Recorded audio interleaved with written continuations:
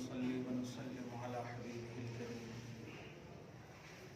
الأمين العزيز الرؤوف الرحيم وعلى آله وأصحابه الأفضلين الأكرمين أجمعين. أما بعد فأعوذ بالله من الشيطان الرجيم. بسم الله الرحمن الرحيم.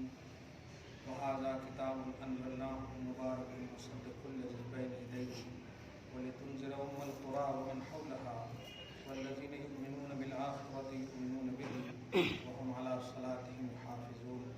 صدق الله العظيم. رسول برکت کے لیے درود شریف پڑھیں. اللهم صل على سيدنا وشفيعنا وحبيبنا مولانا محمد وعلى آله الكرام الكريم وآله وأصحابه وسلم. سورہ الانعام کی آیت نمبر 92 تک کا تفسیر ہے. آیت نمبر 93 سے اس کا آغاز ہے. اللہ سبحانہ فرماتا ہے وَهَذَا كِتَابٌ أَنزَلْنَاهُ مُبَارَكٌ. یہ وہ کتاب ہے جس کو ہم نے نازل کیا ہے، مبارک برکت والی ہے. مفسرین اور تفسیر کرنے والے قرآن پاک کے بابرکت ہونے کی جو توجیہ بیان کی ہے ان میں دو سب سے اہم ہے. سب سے بڑی اور اچھی جو مجھے لگی ہے، بات تو سب اچھی ہے، وہ یہ ہے برکت خیر کو کہتے ہیں، جس کے اندر خیر کا پہلو وہ خیر جو ہمیشہ جاری ہو اسے برکت کہتے ہیں. اسی لیے آپ حضرات دعا کرتے ہیں کہ اللہ برکت عطا کرے. اس سے مراد یہی رہتی ہے کہ اللہ تعالیٰ اسے ہمیشہ اچھا رکھے.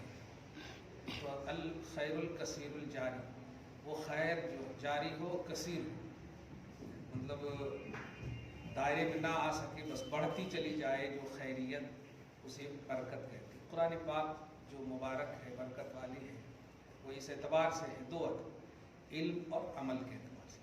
اگر قرآن پاک کا علم آپ کو حاصل ہو گیا تو خیر ہی خیر ہے، اور قرآن پاک پر عمل ہو گیا تب بھی خیر ہی خیر ہے. تو قرآن جو بابرکت کتاب ہے وہ علم اور عمل کے اعتبار سے.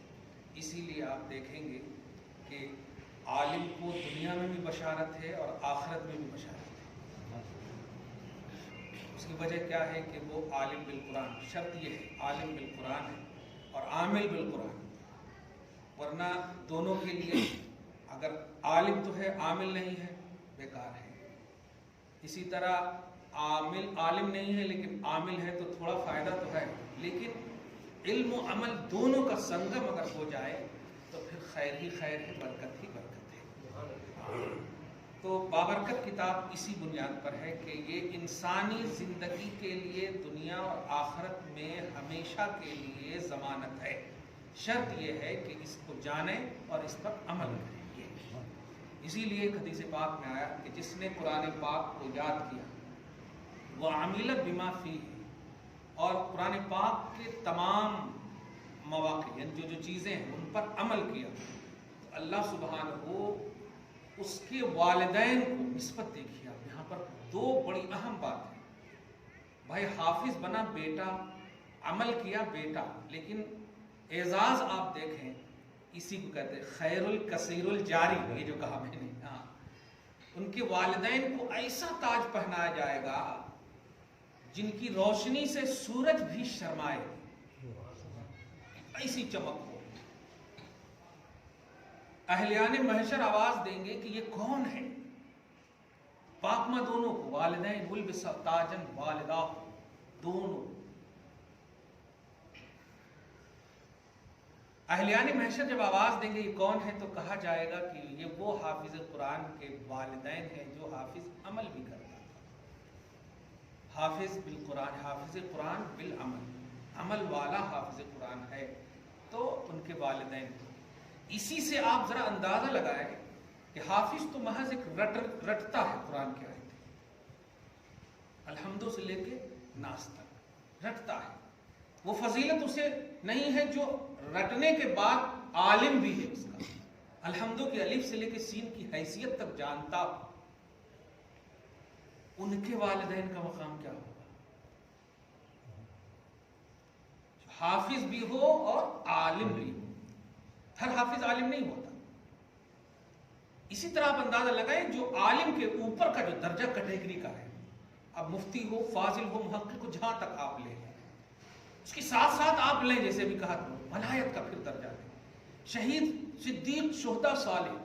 اب جو میں ایک جملہ دینے جا رہا ہوں 4-5 درس پہلے، نبی کے والدین کا کیا مقام، یہی پتا نہیں۔ لوگ نبی کے والدین کے حوالے میں لب کشائی کرتے ہیں، نبی پر اترا ہوا کلام صرف رٹ لے تو ان کے والدین کو اہلیان محشر دیکھ کر عش عش کرے اور سارے محشر والے اس پر رشک کرے۔ جو قرآن نبی نے دیا اس کو خالی یاد کر لیا اس کا بیٹا، قبیلہ جو بھی ہو، کیسا بھی خاندان کا ہو، شرط ہے کہ حافظ ہو، اچھا ہو، عالم ہو، وہ عمل والا ہو، منکر نہ ہو۔ ان کے باپ ماں کا یہ مقام بتائیے، جن کی خاطر قرآن پاک رٹے ہو، ان کے باپ کے بارے میں ایسے بولیں گے؟ بہت افسوس ہے، یوٹیوب وغیرہ پر دیکھے ہوں گے، بہت تکلیف ہوتی ہے۔ یہ بھی نہیں کہوں گا کہ میرے ماں باپ کو بھی خراب کہو، لیکن نبی کے مقابلے میں خدا کے واسطے کم سے کم ڈرو۔ کسی کے ماں باپ کو خراب کیسے کہہ سکتے ہیں؟ خصوصاً دین کے معاملے میں ماں باپ کے حوالے سے، وہ بھی اللہ کے نبی کے والدین کے حوالے سے حدیث کی وضاحت کرنے نہیں آتی ہے، اٹھ پٹانگ بول دیتے ہیں، میرے باپ بھی، میرے ماں باپ بھی، نبی نے فرمایا۔ ارے عربی کے جو لینگویج ہوتے ہیں اس میں اشتراک ہوتا ہے معنی کا۔ میں نے بہت واضح کر دیا ہے کہ چچا کو بھی باپ کہا گیا ہے عرب کی دنیا میں۔ خیر اس جانب جانا نہیں چاہتا، مگر عقیدہ رکھیے گا کہ حضور صلی اللہ علیہ وسلم کے والدین کے صدق و طفیل میں ہم سب کے والدین بخشے جائیں، یہ ہم سب عقیدہ رکھیں۔ تو کتاب مبارک کس اعتبار سے؟ علم کے اعتبار سے اور عمل کے اعتبار سے۔ 4 چیز بننا ہے آپ کو، نبی فرماتے ہیں، 5واں نہیں بننا ہے۔ کنز المال کی حدیث بتا، اغدو عالمن او متعلمن او مصاحبن او محبن ولا تکن الخامس فتہلک۔ عالم بنو، نہیں تو طلب علم کرنے والا بنو، نہیں تو عالم کی صحبت میں رہنے والا بنو، نہیں تو عالم سے محبت کرنے والا بنو۔ 5واں نہیں بننا کہ ہلاک ہو جاؤ گے۔ الحمدللہ ہم سب کو کسی نہ کسی طرح سے تو یہ شرف ہے، کچھ ہو یا نہ ہو علم کی طلب تو ہے۔ علم سے مراد شریعت کی طلب ہے، رہتی ہے، کہیں نہ کہیں سے علماء کی صحبت بھی ہے، الحمدللہ کسی نہ کسی زاویے سے محبت بھی ہے۔ 5ویں ہم نہیں ہیں الحمدللہ۔ تو 4 چیزیں بننے کا یہ تائید کیوں کیا؟ علم جب بھی بولا جائے تو وہ علم جو شریعت ہو، یا پھر دنیا کا بھی وہ علم جو شریعت سے متصادم نہ ہو، کنیکٹڈ ہو۔ اللہ پاک ہم سب کو سچا پکا کم سے کم طالب علم بنائے۔ میں جس وقت فارغ ہو رہا تھا اس وقت میرے استاد نے ایک جملہ کہا تھا، اصل طالب علم اب آپ ہو۔ اصل طالب علم اب آپ ہو، کیوں؟ اس لیے کہ جب طالب علم کے زمانے میں تم کو سبق یاد نہیں ہوتا تھا تو تم جھوٹ کا بہانہ کر دیتے تھے کہ سر میں درد ہے، لیکن جب پڑھانے کا زمانہ آئے گا تو اب وہاں پر جھوٹ نہیں بول سکتے کیونکہ پڑھانا ہے۔ تو اصل طلب علم اور مطالعہ کی دنیا اب ہے۔ دیکھا، تو جو لوگ عالم بن جاتے ہیں وہ سمجھتے ذمہ داری ختم، حقیقی طالب علم وہی ہے۔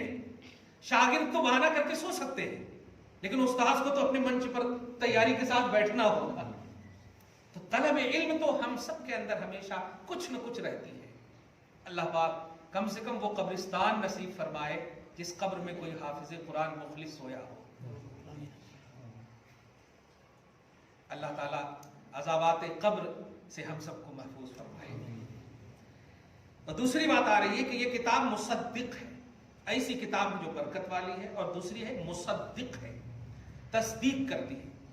تصدیق کہتے ہیں پچھلی کتابوں کو، یا پچھلی جس کی بھی تصدیق ہو، جیسے ہم آپ کی تصدیق کر رہے ہیں تو مطلب آپ سچے ہیں، آپ کی کتاب کی تصدیق کر رہے ہیں تو آپ کی کتاب سچی ہے۔ تو یہ کتاب سچی ہے، اس کا مطلب یہ ہوا کہ اس سے پہلے جتنی بھی کتابیں ہیں ان تمام کتابوں کی تصدیق کرتے ہیں۔ کتاب کی جب صفت ہے، اس کو یاد رکھیے گا، قرآن پاک مصدق ہے۔ مصدق بولتے تصدیق کرنے والی، جس کی جائے نہیں، کرنے والی۔ اس کو یوں سمجھیے کہ توریت مصدق ہے، دال کے زبر کہی ہے، کیوں اس کی تصدیق کی گئی ہے، کس نے کیا؟ قرآن نے کیا۔ انجیل زبور مصدق ہے، اس کی تصدیق ہوئی ہے، جو تصدیق کرے وہ مصدق ہے۔ اب یہاں پر دیکھیں قرآن پاک کو مصدق کہا، اور ایک جگہ سورہ آل عمران میں پڑھے آپ، انا انزلنا علیک الکتاب نزل علیک الکتاب الحق مصدقا لما بین یدیہ، وہاں پر بھی اس حال میں کہ مصدق ہے جو آپ کے سامنے توریت اور انجیل۔ تو قرآن پاک کو مصدق ہونے کی حیثیت، اب حاصل تو نہیں کہیں گے، اللہ کا کلام ہے، کی حیثیت ہے، ایسا حیثیت ہے۔ کیوں ہے؟ یہ ہے ملت اسلامیہ کے آخری مذہب ہونے کی سب سے بڑی دلیل۔ پاسٹ یعنی گزری ہوئی کی جو تصدیق کرے اسے مصدق کہتے ہیں۔ اب اس کے بعد بھی اگر کوئی مصدق ہو تو اس کا مطلب یہ دین نہیں رہے گا۔ تو اسلام وہ دین ہے جو مصدق ہے تمام گزرے ہوئے دینوں کے لیے۔ اب کوئی دین آنے والا نہیں ہے، اس لیے یہ مصدق ہے۔ اور حضور صلی اللہ علیہ وسلم اس نوعیت سے بھی آخری نبی ہیں، کیونکہ اب جب کوئی کتاب نہیں آئے گی تو کوئی نبی بھی نہیں آئے گا۔ تو مذہب اسلام مصدق ہے، قرآن مصدق ہے، نبی مصدق ہے۔ واہ!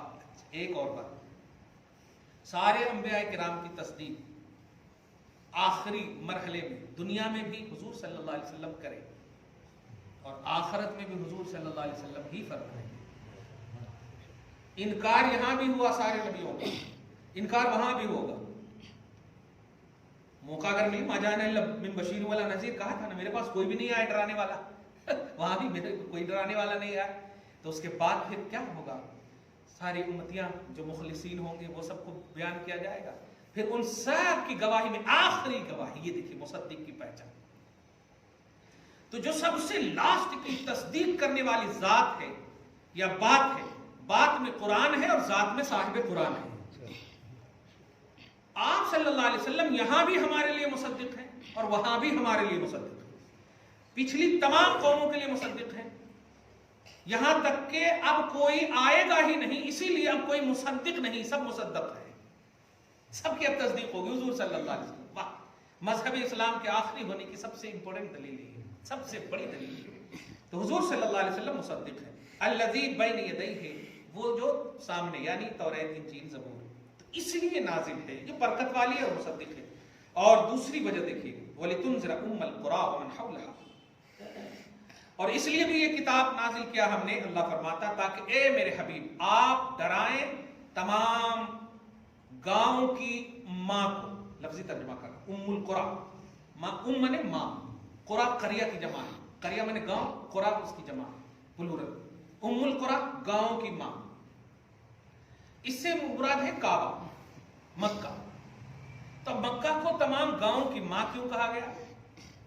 ایک دم آسان وجہ کہتے ہیں، اس لیے کہ سارے بلیور کا مرکز وہی ہے۔ جس طرح ساری اولاد اپنی ماں کی طرف ارد گرد ہو جاتی، جمع ہو جاتی، ایسے سارا گاؤں کی وہ اصل ہے۔ ایک تفسیر تو عبداللہ ابن عباس کی یہ ہے کہ اللہ تعالیٰ نے ساری زمینوں کو جو وجود بخشا ہے وہ مکہ کے نیچے کی زمین سے وجود بخشا ہے۔ تو اصلی گاؤں وہی ہے، اصل شہر وہی ہے، بنیادی شہر ہے۔ اور جغرافیائی اعتبار سے اگر آپ دیکھیں گے تو پورے ورلڈ کا پوائنٹ ہے، پورے ورلڈ کا پوائنٹ ہے، کیونکہ ہاں الحمدللہ سینٹر ہے وہ، یعنی ذرا بھی آگے پیچھے کچھ نہیں ہے، خدا کی رحمانیت کا صدقہ سب کو ملتا ہے۔ تو ام القریٰ اس لیے بھی کہا۔ اصل میں اس میں ایک رد ہے یہودیوں کا۔ یہودی لوگ کہتے تھے کہ محمد کا دین جو ہے یہ صرف یہیں کے لوگوں کو، بس کعبہ والوں تک ہی محدود ہے اور آگے نہیں ہے۔ تو اللہ پاک اس کا بھی رد فرمائے، ومن حولہا، اور اس کے آزو بازو جتنے ہیں سب، اس کا بھی کہا، آزو بازو کہا ہے نا، تو پورا تو نہیں کہا۔ تو پھر دوسری آیت میں اس کا جواب ملا کہ لیکون للعالمین نذیرا، ایسے ہیں کہ سارے عالمین کے لیے ڈرانے والے ہیں۔ تو مطلب اٹھ پٹانگ اعتراض کرتے ہیں، اور اللہ تعالیٰ دیکھیں ہر اعتراض کا جواب دیتا۔ سبحان خیر، والذین یؤمنون بالآخرۃ یؤمنون بہ، اور جو لوگ آخرت پر یقین رکھیں گے وہ نبی پر بھی یقین رکھیں گے۔ اس لفظ پر ذرا سی غور کیجئے گا، نبی پر یقین رکھنا لازم ہے آخرت پر یقین رکھنے کے، اور آخرت پر جو یقین رکھے گا وہی نبی پر یقین رکھے گا۔ اب پورا سوشل میڈیا کو اگر دماغ میں لائیے، جن لوگوں نے حضور صلی اللہ علیہ وسلم پر بھکتیاں کی ہیں، جملے کسے ہیں، چاہے آج کے کافر ہوں یا عرب کے کافر ہوں، یہ سب آخرت پر یقین سے بہرے تھے۔ ہم لوگ حضور صلی اللہ علیہ وسلم کو ماننا اس بات کی مکمل دلیل ہے کہ ہمیں آخرت کا ڈر ہے، ہم آخرت پر یقین رکھتے ہیں۔ لازم ہے آخرت پر یقین رکھنا، نبی پر یقین رکھنے کی۔ سبحان اللہ، کیا کہنا۔ اور آگے دیکھیے، وَهُمْ عَلَىٰ صَلَاتِهِمْ يُحَافِظُونَ، اور یہی وہ لوگ اپنی نماز کی حفاظت کرتے ہیں۔ اب یہاں پر ایمان کے بعد، آخرت پر ایمان کے بعد نماز کا ذکر کیا ہے۔ مفسرین فرماتے ہیں کہ نماز کا ذکر اس لیے ہے کہ ایمان کے بعد سب سے اعلیٰ اور اشرف عمل نماز ہی ہے۔ ایمان کے بعد سب سے اعلیٰ اور اشرف عمل نماز ہی۔ تو ایمان میں اگر کمپلیٹ ہو گیا، اور کمپلیٹ یہ ہے کہ نبی کو ماننا اور آخرت کو ماننا، یہ دونوں ہو گیا، تو آپ بیچ والی چیز کو تو آٹومیٹک ماننا۔ اس کے بعد اگر عملی دنیا میں ہے تو نماز سب سے افضل ہے، سب سے اعلیٰ ہے، پیلرز آف اسلام، سب سے بنیاد، الصلاۃ عماد الدین، دین کا کھمبا ہے وہ۔ تو ہاں، نماز کی محافظت کرتے ہیں۔ تو نماز کی محافظت وہی لوگ کریں گے جو آخرت پر یقین رکھتے ہیں، اور آخرت پر یقین وہی رکھیں گے جو نبی کو مانتے ہیں۔ کیا ہے؟ وَمَنْ أَظْلَمُ مِمَّنِ افْتَرَىٰ عَلَى اللَّهِ كَذِبًا أَوْ قَالَ أُوحِيَ إِلَيَّ وَلَمْ يُوحَ إِلَيْهِ شَيْءٌ وَمَنْ قَالَ سَأُنزِلُ مِثْلَ مَا أَنزَلَ اللَّهُ، اور اس سے بڑھ کر ظالم کون جو اللہ پر جھوٹ باندھے۔ جھوٹ باندھنے کا یہاں پر یہ ہے کہ یہ اپنی طرف سے لوگ کہہ رہے ہیں، ایک مسلمہ کذاب حضور کے زمانے ہی میں، مطلب آخری سال، غالباً 6 مہینہ یا 1 سال کے بعد حضور صلی اللہ علیہ وسلم تشریف لے جاتے۔ مسلمہ کذاب مشہور ہے، حضور کے زمانے ہی میں دعوی نبوت کیا تھا۔ ہاں، تو اتنا مطلب اس کا اثر ہوا تھا، اتنا اثر ہوا تھا کہ پورا قبیلہ بنو حنیفہ اس کے اس میں دام میں آ گیا تھا۔ تو ان کو مارنے والے بھی وہی ہیں۔ معلوم ہے آپ کو کہ حضرت امیر حمزہ کو جس نے جہالت کے ایام میں حضرت وحشی نے قتل کیا تھا، ہندا کے کہنے پر مشہور ہے حضرت امیر حمزہ کو، اور مسیلمہ کذاب کو ایمان کی حالت میں انہوں نے قتل کیا تھا، اور کہا بھی تھا قتلت خیر الناس فی الجاہلیہ وقتلت شر الناس فی الاسلام، کہ میں نے سب سے اچھے انسان کو جاہلیت میں قتل کیا تھا اور سب سے بدتر انسان کو اسلام میں قتل کیا ہے۔ حضرت وحشی نکلا۔ ہاں، حضرت وحشی بول رہا ہوں الحمدللہ۔ خیر، تو اس نے ایسا کیا تھا، محمد صلی اللہ علیہ وسلم کو کہا تھا ایسا کرو، آدھی زمین تم لے لو اور آدھی زمین مجھے دے دو، یعنی نبوت میں ساجھا کر لیتے ہیں۔ نبوت میں ساجھا کر لیتے ہیں۔ آج پالیسی نظر آ رہی ہے سیاست میں ایسا، ہاں دیکھ رہے ہیں نا آپ، ہاں کمال ہے۔ تو حضور صلی اللہ علیہ وسلم نے ایک آیت پڑھی تھی، ان الارض یورثھا من یشاء، زمین کا وارث وہی ہے جسے اللہ چاہے۔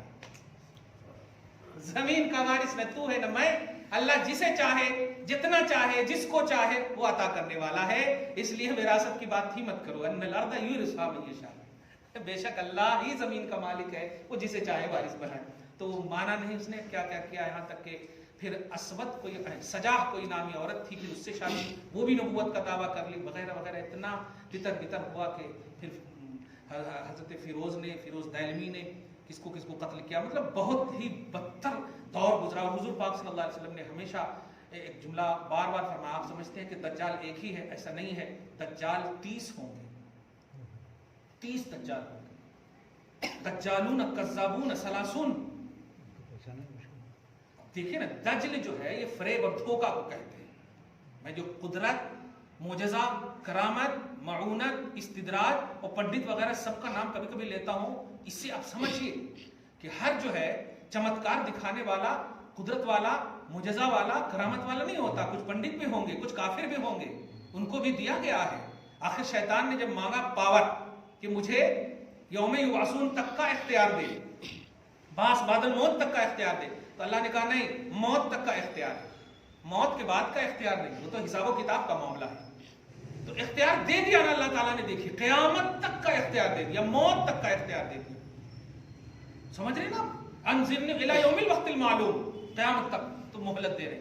تو پاور ہے ان لوگوں کے پاس بھی، لہذا پاور دیکھ کر کے آپ کو ایمان نہیں لانا ہے۔ یا دیکھیے نا، حضرت عباس کا بازو بھی کٹ گیا لیکن ایمان میں تزلزل نہیں آیا، کیوں؟ جان رہے ہیں کہ اللہ کی مشیت سے ہو رہا۔ ہمارا ایمان جو ہے پختہ ہونا چاہیے، صرف چمتکاری سے ہم ڈلمل نہیں ہونا چاہیے، یہ ہے سب سے اہم۔ ہاں،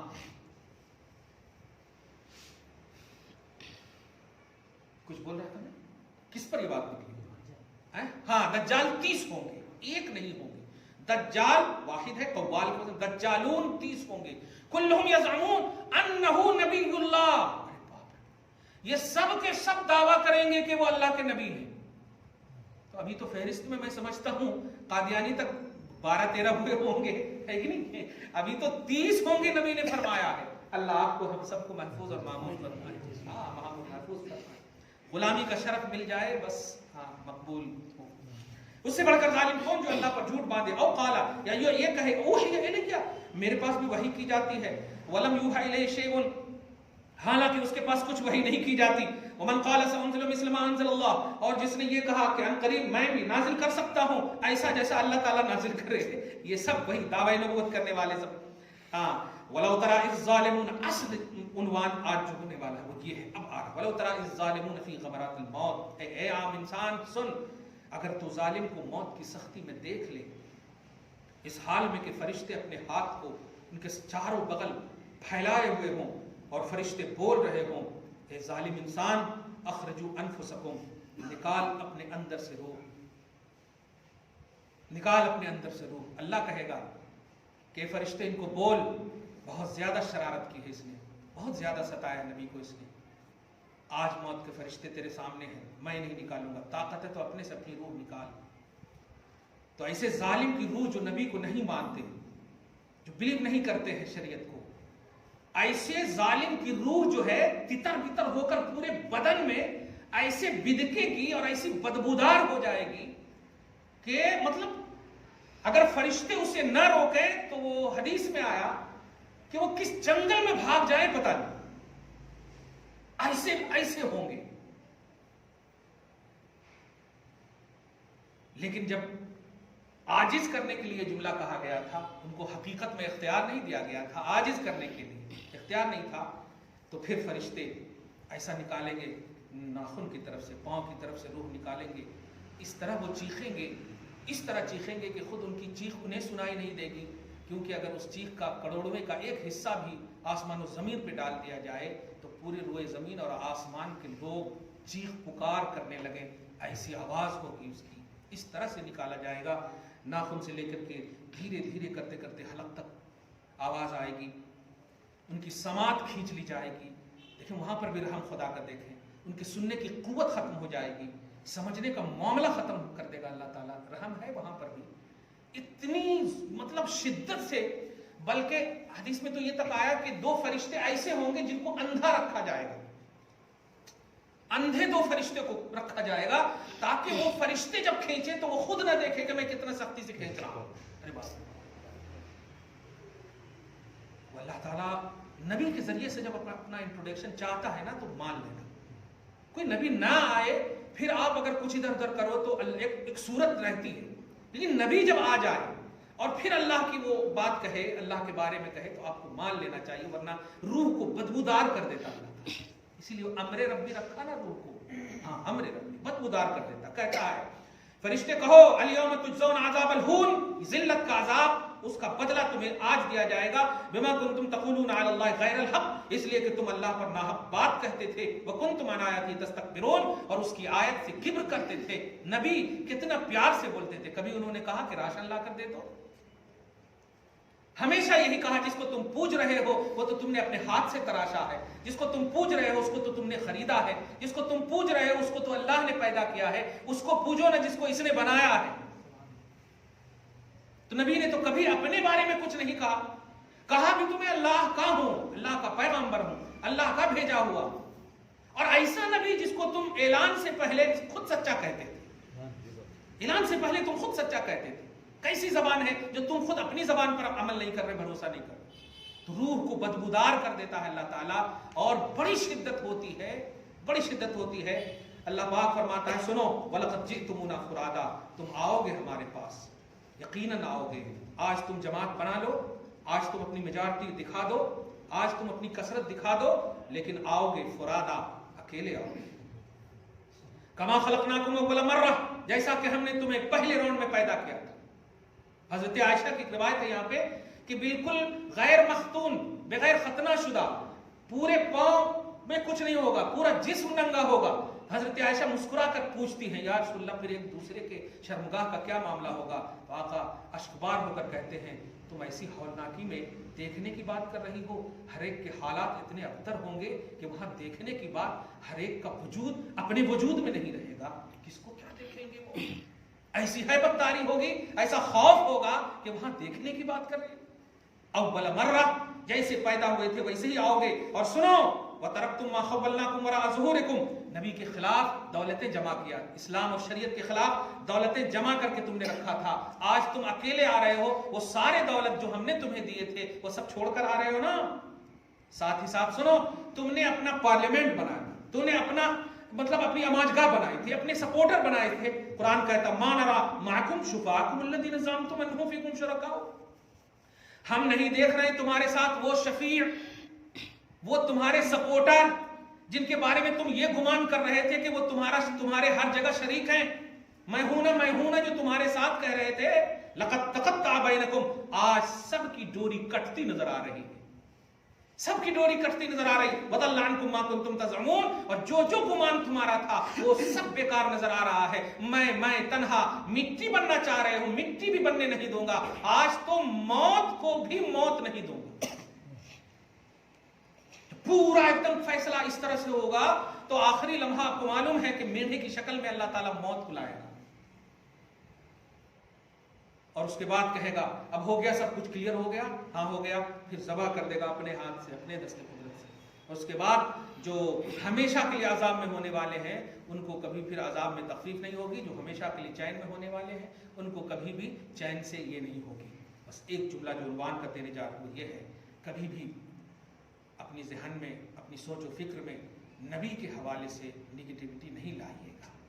अमली दुनिया अपनी जगह पर जो है कमी बेशी की, वो तो इंसानी तकाजे के एतबार से लाजिम है कि कभी हमारी छूट जाती, आपकी छूट जाती, लेकिन जो चीज़ आप छोड़ दें उस पर नादिम रहिएगा, उस पर शर्मिंदा होइएगा। तो फिर अल्लाह के रसूल सल्लल्लाहु अलैहि वसल्लम ने अल्लाह से वादा लिया है, जब अल्लाह पाक ने नबी से वादा लिया कि हम आपको आपकी उम्मत के लिए रुस्वा नहीं करेंगे, तो अल्लाह पाक से एक वादा ख़ास लिया कि अल्लाह एक भी जहन्नम में मेरा रहेगा तो मैं उस वक्त तक राज़ी नहीं होगा।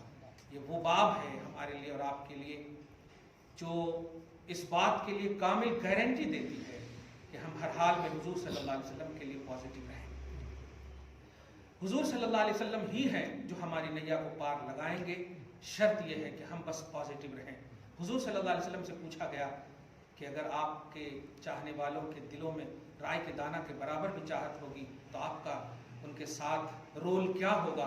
तो अल्लाह पाक के रसूल सल्लल्लाहु अलैहि वसल्लम ने फरमाया कि अल्लाह पाक तो नाराज़ होगा, लेकिन अगर राय के दाना के बराबर भी होगा तो अल्लाह एक मुझे कहेगा मेरे हबीब जाओ, जिनको चाहो आप निकाल लो, जिनके दिल में राय के दाना के बराबर भी आपकी चाहत है, इतना देगा है। राय के दाना के बराबर भी, ये नाम नहीं बताएगा, कहेगा अखरिजू, आप जाकर निकाल लो, मन का नफी कल्बिही मिस्काल ज़र्रा मिन खर्दल मिन ईमान, ईमान का राय के दाना के बराबर भी कैसा होगा।